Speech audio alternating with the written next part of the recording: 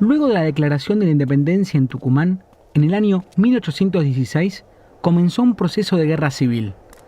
Buenos Aires quería asumir el control político y económico por sobre las provincias del interior, pero la batalla de Cepeda impidió los deseos del directorio.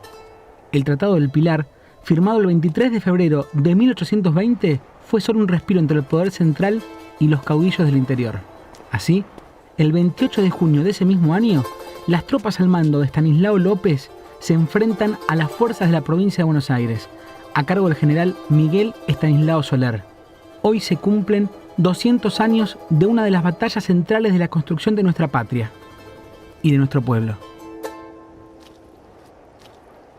Estamos con Alfredo para entender la historia de esta batalla, la batalla de la Cañada de la Cruz, que es muy importante para la historia local y por supuesto que tuvo repercusiones para formar una república federal. Alfredo, contanos cómo se da esta batalla. Pará.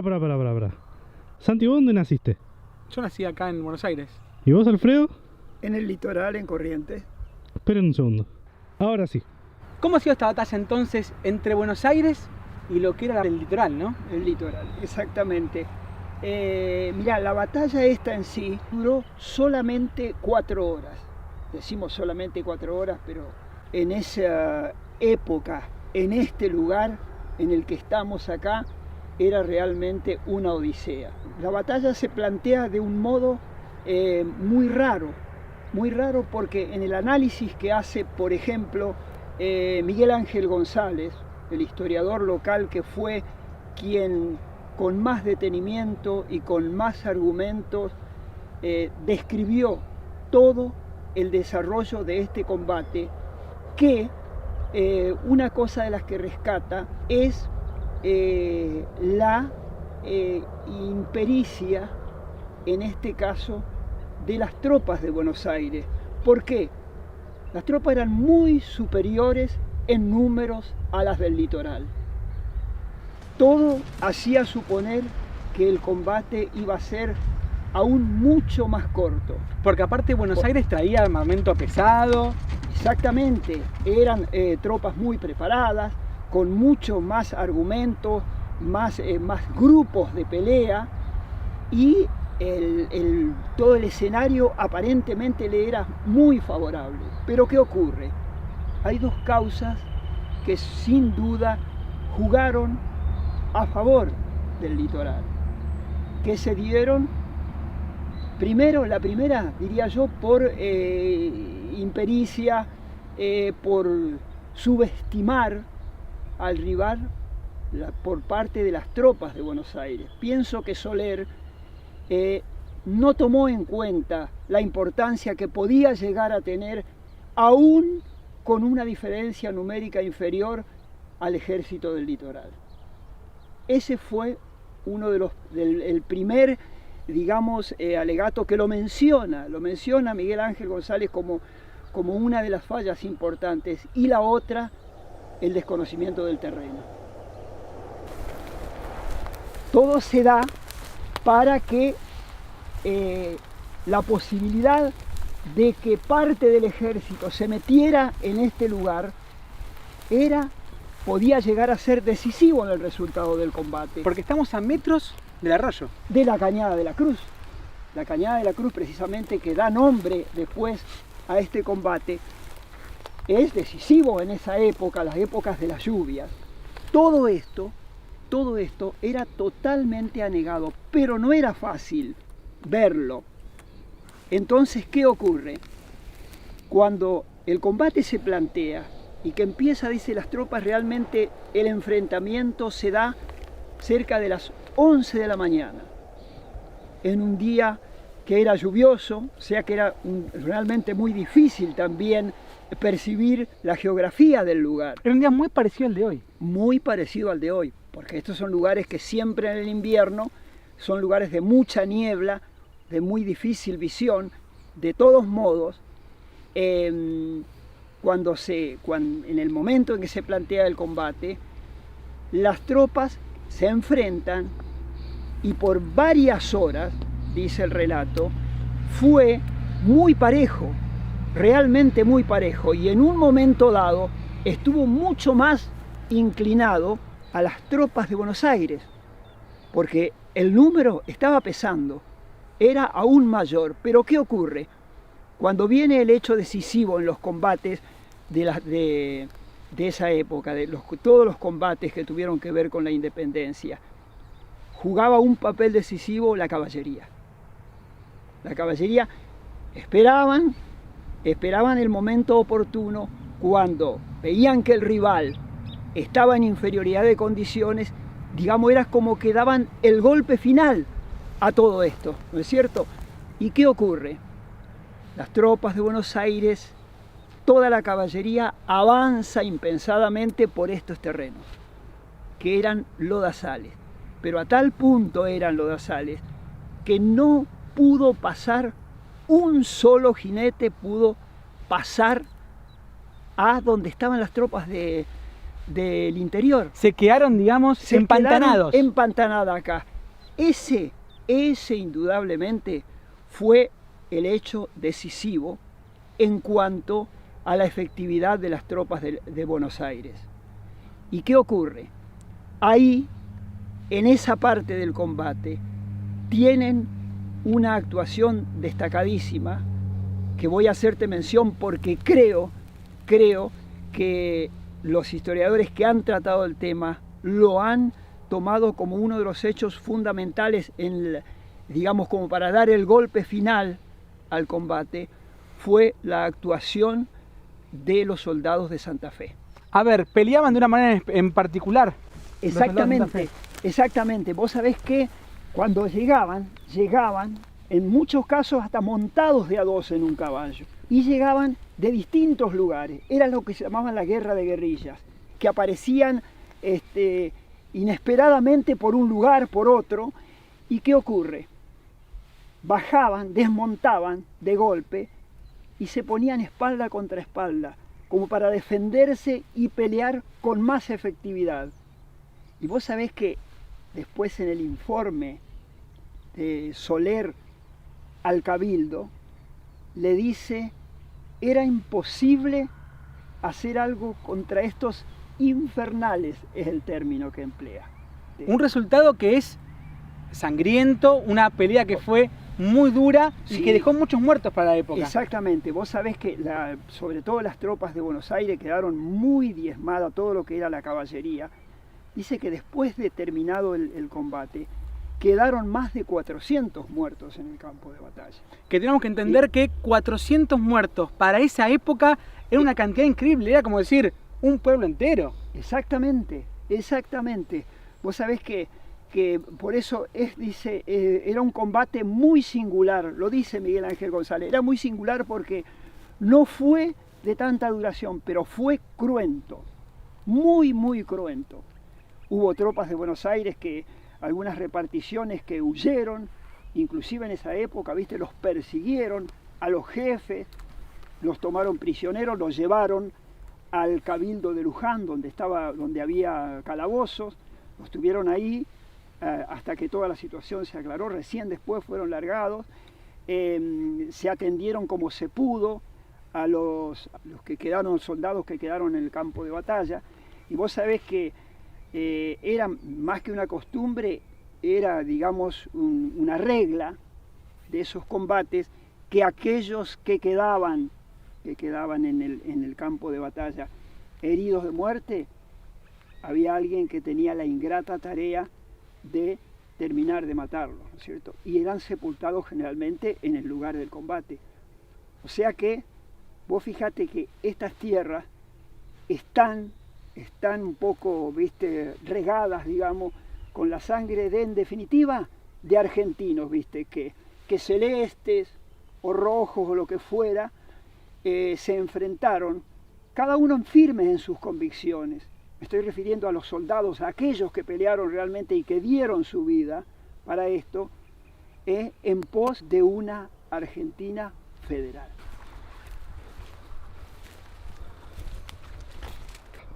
Seguimos imaginando este terreno hace 200 años en la batalla de la Cañada, pantanoso, difícil, pero hay una historia, y hay una historia más que acerca a nuestro pueblo a esta batalla, porque participó alguien de Capilla del Señor en la batalla de la Cañada de la Cruz, ¿no?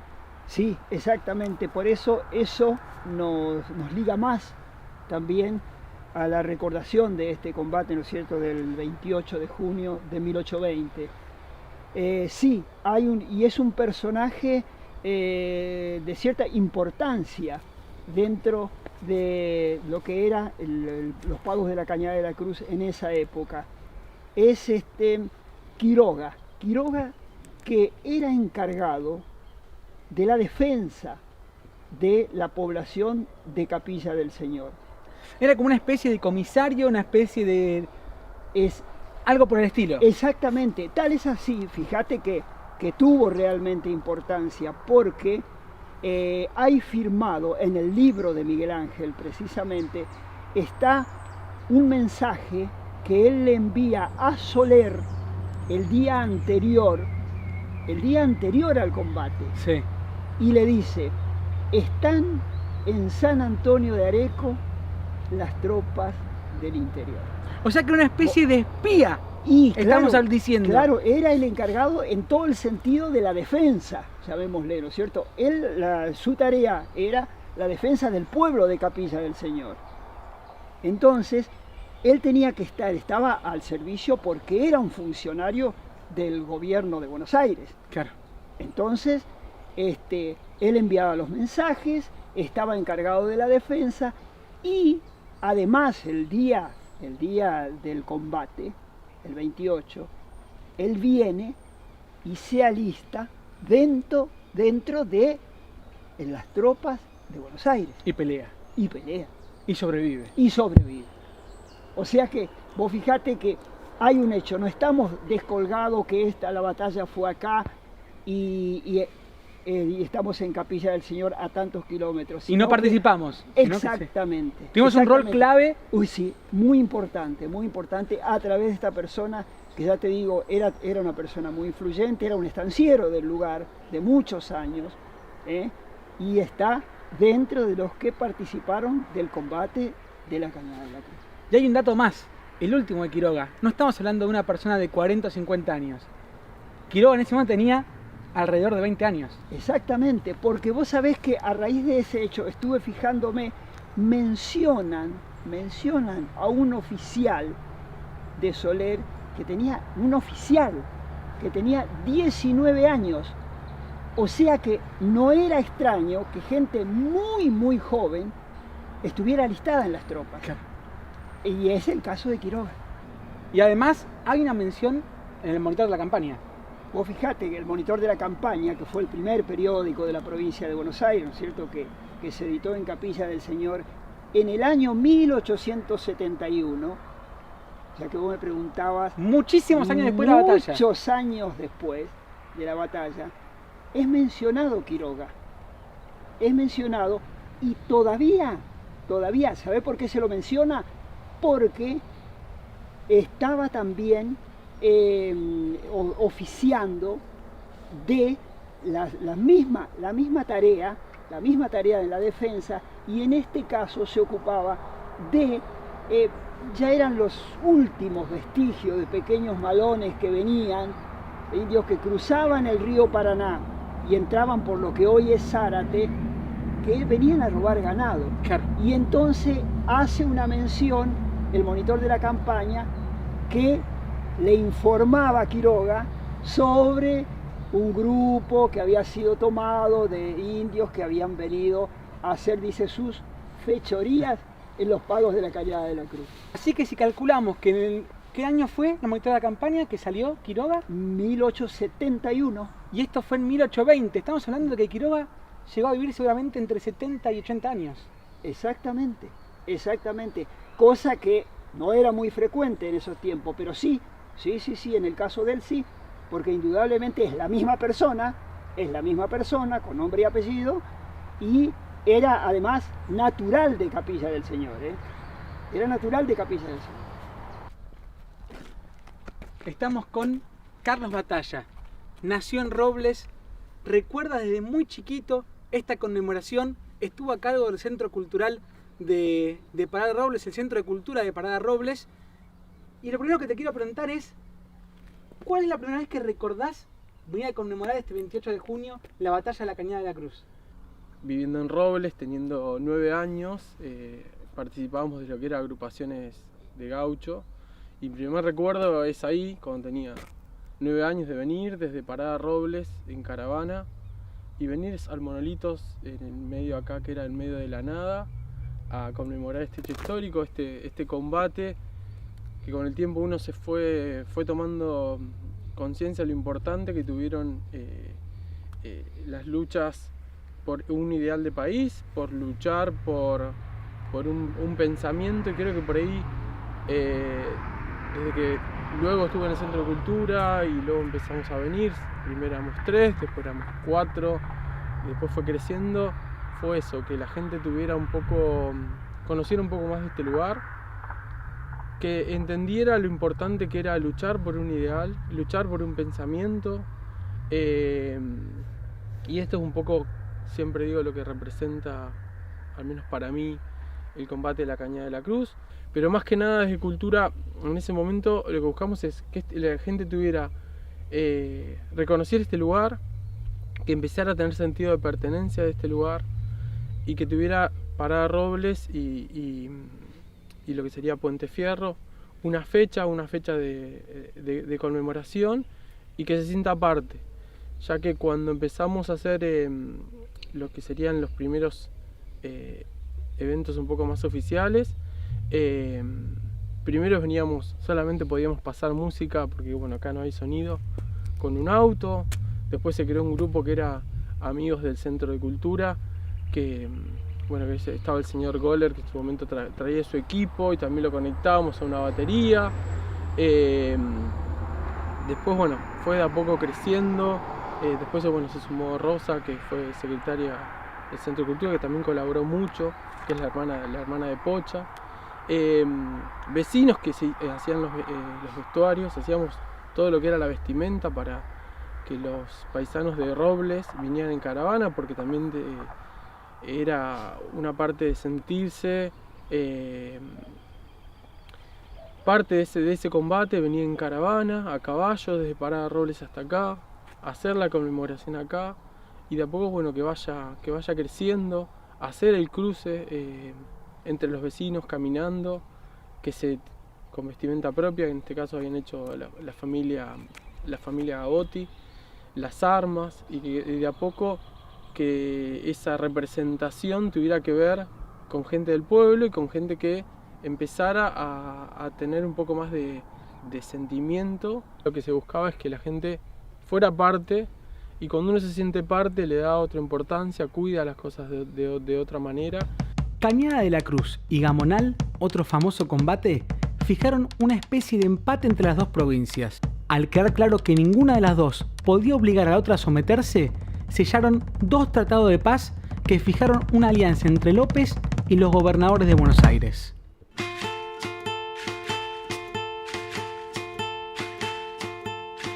Luego de 200 años, nos despedimos con una de las frases del Martín Fierro, que se encuentra grabada en el monolito que emerge en nuestra querida Exaltación de la Cruz. Los hermanos sean unidos, porque esa es la ley primera. Tengan unión verdadera en cualquier tiempo que sea. Estos somos.